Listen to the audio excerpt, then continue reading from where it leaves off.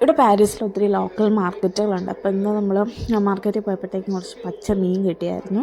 അയലയും പിന്നെ ഇത് രുദ്രയിൽ ഓയിൽ എന്ന് പറഞ്ഞിട്ടൊരു മീനാട്ടോ. അത് നാട്ടിൽ ഞാൻ അങ്ങനെ കണ്ടിട്ടില്ല, പക്ഷെ നല്ല ടേസ്റ്റാണ്, വറുക്കാനും കറി വയ്ക്കാനും ഒക്കെ അടിപൊളിയാണ്. അപ്പോൾ ഇത് രണ്ടും വായിച്ചിട്ടുണ്ടായിരുന്നു. അയല വറുക്കാമെന്ന് വിചാരിച്ചു. ഇവരിങ്ങനെ വയർ ഓപ്പൺ ചെയ്ത് ജസ്റ്റ് ഒന്ന് ക്ലീൻ ചെയ്ത് തരത്തേ ഉള്ളൂ, ഡീപ്പായിട്ടൊന്നും ക്ലീൻ ചെയ്യില്ല. പിന്നെ ഞാൻ ഈ നന്നായിട്ടൊന്ന് ക്ലീൻ ചെയ്തെടുത്തു. എനിക്ക് ഈ ഉള്ളിൽ കറുപ്പ് സാധനമില്ല, അതൊന്നും ഇഷ്ടമല്ല. അതൊക്കെ നന്നായിട്ട് കളഞ്ഞിട്ട് ക്ലീൻ ചെയ്തെടുക്കാം.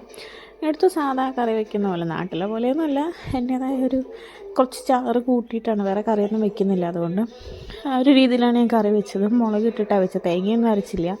ലാസ്റ്റ് ഞാൻ കുറച്ച് തേങ്ങാപ്പാൽ ഒഴിച്ചിട്ടുണ്ടായിരുന്നു, എരിയൊന്ന് ബാലൻസ് ചെയ്യാൻ വേണ്ടിയിട്ട്. ഇവിടെ തേങ്ങയൊക്കെ കിട്ടാൻ കുറച്ച് ബുദ്ധിമുട്ടാണ്. കിട്ടും, പക്ഷെ നല്ല റേറ്റ് ആയതുകൊണ്ട് അങ്ങനെ എപ്പോഴൊന്നും വാങ്ങിക്കത്തില്ല. പിന്നെ മീനിൻ്റെ കൂടെ കുറച്ച് സ്ട്രോബെറി വാങ്ങിച്ചിട്ടുണ്ടായിരുന്നു. സ്ട്രോബെറി അത്ര ഫ്രഷൊന്നും ആയിട്ടുണ്ടായിരുന്നില്ല, പക്ഷേ നമ്മളത് ഓപ്പൺ ചെയ്ത് നോക്കാതെ എടുത്തേ, അതുകൊണ്ട് പെട്ടെന്ന് തന്നെ കഴിച്ച് തീർത്തു. പക്ഷെ കുഴപ്പമില്ല, നല്ലതായിരുന്നു, നല്ല മധുരമൊക്കെ ഉണ്ടായിരുന്നു. പക്ഷെ അത് കുറച്ച് കേടായി തുടങ്ങിയിട്ടുണ്ടായിരുന്നു ചില സൈഡൊക്കെ. ഇതിപ്പോൾ നമ്മൾ ഒരാഴ്ചത്തേക്ക് എടുക്കാൻ വേണ്ടിയിട്ടുള്ള മീനാണ് കേട്ടോ ഇത്. അപ്പം ഞാനെല്ലാം ക്ലീൻ ചെയ്ത് ഇങ്ങനെ ഓരോ ചെറിയ ഡപ്പയിലാക്കി മാറ്റി വയ്ക്കും. ഓരോ ദിവസം ഫ്രീസറിലോട്ട് വയ്ക്കും. ഇപ്പം നാളെ എടുക്കാനുള്ള മീൻ ഇന്നേ എടുത്ത് ഫ്രിഡ്ജിലോട്ട് മാറ്റി വയ്ക്കും.